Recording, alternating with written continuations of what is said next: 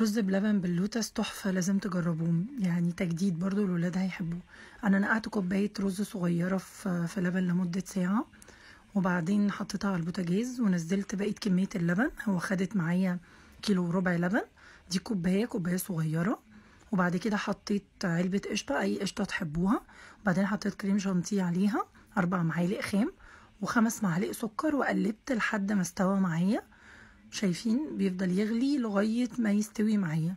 بعد ما استوى، جبت كوباية مية صغيرة، نفس الكوباية اللي عيرت بيها الرز، وحطيت فيها 3 معالق نشا ونزلت عليه. وبعد كده صبيته في الأطباق زي ما انتوا شايفين كده. وبعدين جبت زبدة اللوتس في كيس كده، وعملت زينت وشها بالطريقة اللي انتوا شايفينها دي. طلع تحفة بجد، لازم تجربوه. حطه في التلاجة يبرد وبعدين ناكله بألف هنا. جربوه، قولوا لي رأيكم، هيعجبكم قوي.